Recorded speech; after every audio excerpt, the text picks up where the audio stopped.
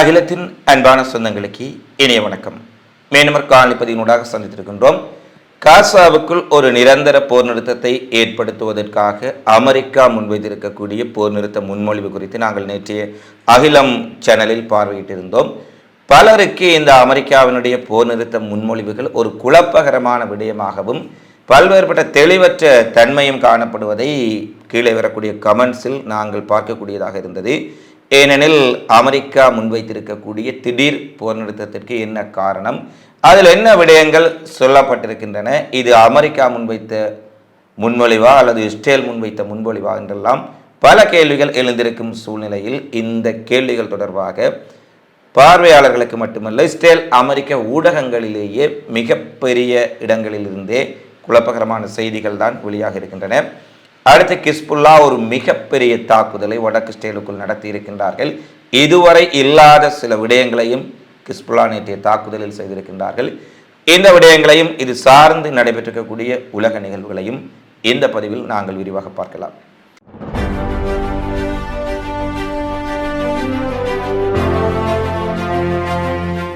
காசாவில் தொடர்ச்சியாக 8 மாதங்களை கடந்து அங்கே போர் நடைபெற்றுக் கொண்டிருக்கின்றது. போரில் அப்பாவி பொதுமக்கள் ஏறக்குறைய 40,000 பேரை கொன்று குவித்திருக்கக்கூடிய இஸ்ரேலிய இராணுவம் இதுவரை ஹமாஸை வெற்றி கொள்ள முடியவில்லை. ஹமாஸினுடைய தலைமையை இவர்களால் கண்டறிய முடியவில்லை. இந்த சூழ்நிலையில் இவர்கள் குறிப்பாக அப்பாவி பொதுமக்களை இலக்கு வைத்து ஒரு கொடூரமான தாக்குதலை அங்கே தொடர்ச்சியாக நடத்தி கொண்டிருக்கின்றார்கள். இந்த சூழ்நிலையிலே ராஃபாவுக்குள் ஆரம்பித்த தாக்குதல்கள் இஸ்ரேலிய இராணுவத்திற்கு மிகப்பெரிய இழப்புகளையும் பின்னடைவுகளையும் ஏற்படுத்தி இருக்கின்றது. ஏனெனில் ஏற்கனவே நன்கு தயார்படுத்தப்பட்ட சிறப்பு படையணிகளை ஹமாஸும் ஏனைய இயக்கங்களும் அங்கே குவித்து வைத்திருப்பதால் இஸ்ரேல் இராணுவத்திற்கு பல்வேறுபட்ட முனைகளில் வேறு வேறு ஜூகங்களில் அவர்கள் தாக்குதலை மேற்கொண்டிருக்கின்றார்கள். இந்த சூழ்நிலையில் தான் அமெரிக்காவினுடைய இந்த திடீர் போர் நிறுத்த முன்மொழிவு முன்வைக்கப்பட்டது. இந்த முன்மொழிவில் என்ன விடயங்கள் சொல்லப்பட்டிருக்கின்றது என்பதை தற்பொழுது வெள்ளை மாளிகையும் வெளியிட்டிருக்கின்றார்கள், சர்வதேச ஊடகங்களும் வெளியிட்டிருக்கின்றார்கள். முதலாவது கட்டம், இதில் 3 கட்டங்கள் சொல்லப்பட்டிருக்கின்றது. முதலாவது கட்டம், ஒரு முழுமையான போர் நிறுத்தம் 6 வாரங்களுக்கு நீடிக்கப்பட வேண்டும். இஸ்ரேல் படைகள் காசாவின் மக்கள் தொகை மையங்களிலிருந்து வெளியேற வேண்டும். மக்கள் சரிவான கைப்பற்றப்பட்ட பகுதிகளிலிருந்து வெளியேற வேண்டும். பெண்கள், முதியவர்கள் மற்றும் காயமடைந்தவர்கள் உட்பட பல இஸ்ரேலிய கைதிகள் காசாவில் இருந்து ஹமாஸால் விடுவிக்கப்பட வேண்டும். அதற்கு ஈடாக அதற்குரிய விகிதாசாரத்தில் பாலஸ்தீன கைதிகள், இஸ்ரேலிய சிறைகளில் அடைக்கப்பட்டிருப்பவர்களும் விடுவிக்கப்பட வேண்டும். பாலஸ்தீன குடிமக்கள் வடக்கு காசா உட்பட காசாவின் அனைத்து பகுதிகளிலும் தங்களுடைய வீடுகளுக்கு திரும்புவதற்கு அனுமதிக்கப்பட வேண்டும். ஒவ்வொரு நாளும் 600 ட்ரக்குகள் காசாவுக்கு மனிதாபிமான உதவிகள் கொண்டு சேர்க்கப்பட வேண்டும் என்பது முதலாம் கட்டத்தில் தெரிவிக்கப்பட்டிருக்கின்றது. 2ஆம் கட்டத்தில் ஹமாஸ் இஸ்ரேலிடையே போர் நிறுத்தம் தொடரும். காசாவில் இஸ்ரேலிய படைகள் வெளியேறும் போது இஸ்ரேலிய இராணுவத்தினரையும் பணைய கைதிகளாக ஹமாஸ் பிடித்து வைத்திருக்கின்றார்கள். இராணுவத்தினர் உட்பட, இஸ்ரேலிய இராணுவத்தினர் உட்பட அனைத்து ஆண் பணைய கைதிகளையும் 2ஆம் கட்டத்திலே ஹமாஸ் விடுவிக்கப்படும். எனில் முதலில் சொல்லப்பட்டது முதியவர்கள், பெண்கள், காயமடைந்த கைதிகள் விடுவிக்கப்பட வேண்டும். 2ஆம் கட்டத்தில் இஸ்ரேலிய இராணுவத்தினர், ஏனைய ஆண் கைதிகள் அனைவரும் விடுவிக்கப்பட வேண்டும். 3வது கட்டத்தில் அரபு நாடு மற்றும் சர்வதேச சமூகத்தை உள்ளடக்கிய காசாவின் மறுசீரமைப்பு திட்டம் கொண்டு வரப்பட வேண்டும். கொல்லப்பட்ட கைதிகள் அல்லது கொல்லப்பட்டவர்களின் உடலங்கள் 2 தரப்புகளிடம் இருந்தால் அவர்கள் அந்த உடலத்தை மற்ற தரப்புக்கு ஒப்படைக்க வேண்டும் என்ற விடயங்கள் சொல்லப்பட்டிருக்கின்றது. இந்த விடயங்களை நாங்கள் பார்வையிடும் பொழுது பலருக்கு ஒரு சந்தேகம் எழலாம்.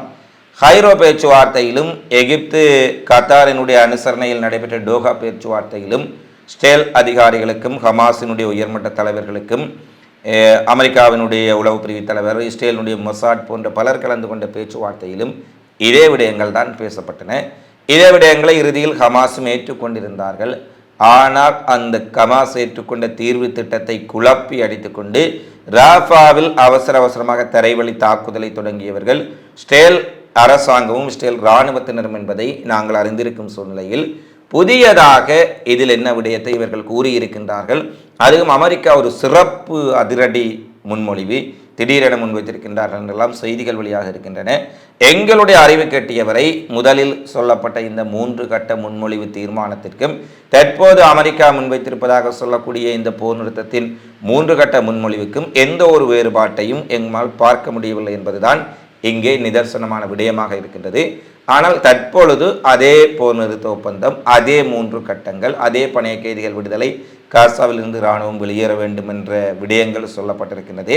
ஆனால் ராஃபாவில் தாக்குதலை தொடங்கி அங்கு இஸ்ரேல் இராணுவத்திற்கு ஒரு இழப்புகள் ஏற்பட்ட பின்னர் ஒரு விடயம் சொல்லப்பட்டிருக்கின்றது என்பதுதான் இங்கே முக்கியமான விடயமாக இருக்கின்றது. எனவே ஹமாஸ் இந்த தீர்மானத்தை ஏற்றுக்கொள்ள வேண்டும் என பிரிட்டனுடைய பிரதமர் டேவிட் கேமரோன், கனடாவினுடைய பிரதமர் ஜஸ்டின் ட்ரூடோ, ஐரோப்பிய ஒன்றியத்தினுடைய தலைவர், அமெரிக்காவினுடைய வெளியுறவுத்துறை செயலாளர் ஆண்டனி பிளிங்டன் என்று குறிப்பிட்டிருக்கின்றார்கள். ஏற்கனவே ஹமாஸ் இது போன்ற ஒரு முன்மொழிவைத்தான் ஏற்றுக்கொண்டு அதை இஸ்ரேல் குழப்பி இருந்தார்கள். தற்பொழுதை ஹமாஸ் ஏற்றுக்கொள்ள வேண்டும் என்று தாம் அழுத்தம் கொடுப்பதாக இவர்கள் கூறுவதெல்லாம் எங்களுக்கு ஒரு மிகப்பெரிய சந்தேகத்தையும் மிகப்பெரிய கேள்விகளையும் ஏற்படுத்துகின்றது. இதை இந்த தேர்வு திட்ட முன்மொழிவை கொண்டு வந்ததாக சொல்லக்கூடிய அமெரிக்காவும் ஸ்டேலின் தான் இதற்கு பதில் கூற வேண்டும்.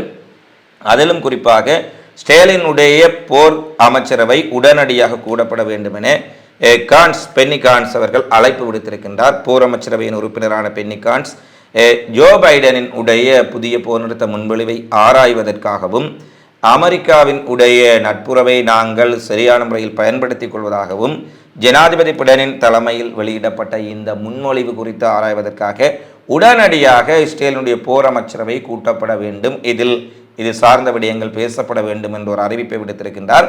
அடுத்து ஏற்கனவே இஸ்ரேலுக்குள்ளும் வெறி பிடித்த எப்படியாவது பாலஸ்தீன மக்களை கொன்று குவித்து விட வேண்டும், அவர்களுடைய நிலங்களை அபகரிக்க வேண்டும் என கங்கணம் கட்டி இருக்கக்கூடிய சில அமைச்சர்கள் இருக்கின்றார்கள். பென் கவிர், ஸ்மோரிச் போன்ற அமைச்சர்கள் இந்த போர் நிறுத்த ஒப்பந்தம் தொடர்பான செய்தி வெளியானவுடனேயே நெதன்யாகுவுக்கு, அவனும் ஒரு இனப்படுகொலையாளி தான், இருந்த போதிலும் அவனை விட ஒரு கடுமையான இனப்படுகொலையாளிகள் ஒரு கடுமையான அழுத்தத்தை கொடுக்கின்றார்கள். ஹமாஸுடன் நீங்கள் எந்த ஒப்பந்தத்திற்கு போனாலும் நாங்கள் இந்த அரசாங்கத்தில் இருந்து உடனடியாக வெளியேறி விடுவோம், நாங்கள் மட்டுமல்ல தீவிர வலதுசாரி கொள்கையுடைய அனைத்து அமைச்சர்களும் உறுப்பினர்களும் நாங்கள் இந்த நெதன்யாகு அரசிலிருந்து வெளியேறி விடுவோம், இதனால் அரசை கவிழ்த்து விடுவோம் என்ற மிரட்டல்களை விட ஆரம்பித்திருக்கின்றார்கள். ஒருபுறம் அங்கே போரில் மக்கள் கொண்டு குவிக்கப்பட்டு கொண்டிருக்கின்றார்கள். குழந்தைகள், பெண்கள் உட்பட பலர் அங்கு மிக மோசமாக தாக்குதலுக்குள்ளாகி கொண்டிருக்கின்றார்கள். பணைய கைதிகளாக பிடிக்கப்பட்டவர்களினுடைய உறவினர்கள் தங்கள் பணைய கைதிகளை எப்படியும் உயிருடன் மீட்க வேண்டும் என போராடி கொண்டிருக்கின்றார்கள். இவற்றையெல்லாம் விடுத்து தங்களுடைய சுயலாப இனவெறி அரசியலை செய்யக்கூடிய பென்கவிர், ஸ்மோரிச் போன்ற ஈனத்தனமான அமைச்சர்கள் இப்பொழுது இதை உடனடியாக ஒப்பந்தம் செய்யக்கூடாது என்று இஸ்ரேல் அரசுக்கு ஒரு அழுத்தத்தை கொடுத்திருக்கின்றார்கள். இந்நிலையில் அமெரிக்காவினுடைய போர் நிறுத்த முன்மொழிவை ஏற்றுக்கொள்ளுமாறு இஸ்ரேலினுடைய எதிர்க்கட்சி தலைவர் ஜர் லாபிட் அவர்கள் இஸ்ரேலிய அரசாங்கத்துக்கு கோரிக்கை விடுத்திருக்கின்றார். குறிப்பாக பணைய கைதிகளின் விடுதலைக்காக போராடக்கூடிய உறவினர்களுடைய கருத்தும் இதுவாகத்தான் இருக்கின்றது. இந்த சூழ்நிலையில் அமெரிக்கா கொடுத்திருக்கக்கூடிய இந்த போர் நிறுத்த முன்மொழிவை ஏற்றுக்கொண்டால் மட்டுமே இஸ்ரேல் தற்போதுள்ள நெருக்கடியிலிருந்து மீண்டு வர முடியும் எனவும், குறிப்பாக ஹமாஸுடன் ஒரு போர் நிறுத்த ஒப்பந்தம் செய்து கொள்ள வேண்டும் என்ற அமெரிக்காவின் கோரிக்கை ஏற்றுக்கொள்ளப்பட வேண்டும் என ஜார்ஜ் லாபிட் அவர்கள் வலியுறுத்தி இருப்பதுடன், மறுபுறத்திலே இஸ்ரேலில் இருக்கக்கூடிய அமைச்சர்கள் சிலரே இனவரி பிடித்த அமைச்சர்களாக இருக்கக்கூடிய பென்கவிர், ஸ்மோரிச் போன்றவர்கள் பாலஸ்தீன போராளிகளுடன் எந்த ஒரு உடன்படிக்கைக்கும் இஸ்ரேல் செல்லக்கூடாது என்று மிக கடுமையாக வலியுறுத்தி வருகின்றார்கள்.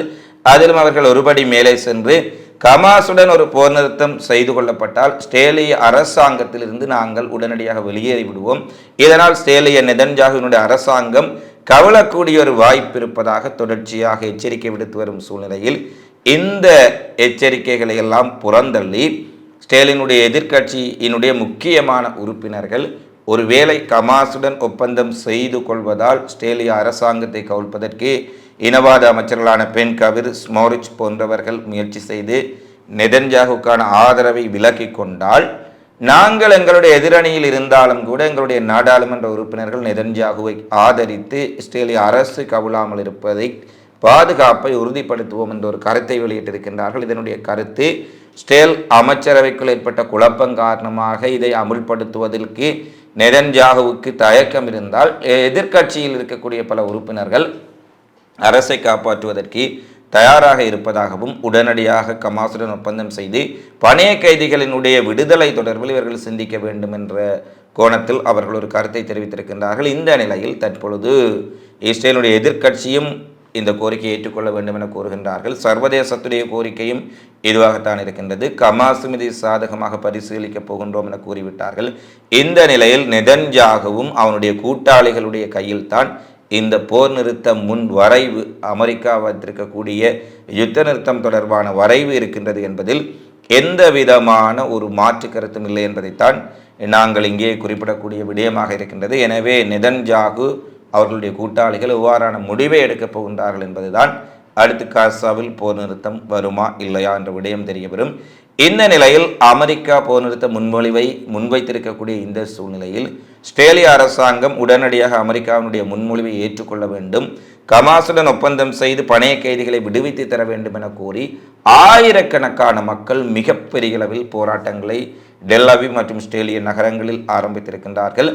அளவுக்கு அதிகமான மக்கள் ஆவேசத்துடன் திரண்டிருந்த சூழ்நிலையில் ஸ்டேலின் உடைய இராணுவம் போலீசாருக்கும் போராட்டத்தில் ஈடுபட்ட பொதுமக்களுக்கும் இடையே மிகப்பெரிய ஒரு மோதல் அங்கு வெடித்திருக்கின்றது. இந்த மோதலின் போது பணைய கைதிகளின் விடுதலைக்காக போராடிய உறவினர்கள், அவருடைய அன்புக்குரியவர்களை மிக கடுமையாக போலீசார் தாக்கியதில் 14 பேர் காயமடைந்திருக்கின்றார்கள் என்ற செய்தியும் இன்றைய நாளில் வெளியாக இருக்கின்றது. இதற்கு எதிர்க்கட்சிகள் மிக கடுமையான கண்டனத்தை வெளியிட்டிருக்கின்றார்கள். அதாவது ஏற்கனவே தங்களுடைய உறவினர்களை பணைய கைதிகளாக கொடுத்துவிட்டு அவர்களின் விடுதலை கோரி போராடுபவர்கள் மீது தாக்குதல் நடத்துவது ஏற்றுக்கொள்ள முடியாது என நெதன்யாகு அரசாங்கத்துக்கு அவர்கள் கண்டனத்தை வெளியிட்டிருக்கின்றார்கள். இருந்த போதிலும் இந்த நெதன்யாகுவின் அரசாங்கத்தில் கண்டனங்கள், எதிர்ப்புகள் என்பதை கடந்து அங்கு நடைபெறக்கூடிய அராஜகங்கள் தொடர்ச்சியாக நடைபெற்றுக் கொண்டிருப்பதை நாங்கள் காசாவிலும் தற்போது ஸ்டேலுக்குள்ளும் கூட காணக்கூடியதாக இருக்கின்றது. அதன் ஒரு தொடர்ச்சி தான் ஸ்டேலில் பணைய கைதிகளுக்கான போராட்டத்தில் ஈடுபட்டவர்கள் மீது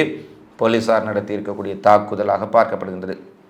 அடுத்து பணைய கைதிகள் விடுதலை, போர் நிறுத்த ஒப்பந்தம் தொடர்பான பேச்சுவார்த்தைகள், அமெரிக்காவின் முன்மொழிவுகள் தீவிரமாக பேசப்படும் இந்த நிலையில் நேற்றைய தினம் ஹிஸ்புல்லா ஒரு மிக கடுமையான தாக்குதலை வடக்கு இஸ்ரேலுக்குள் நடத்தி இருக்கின்றார்கள்.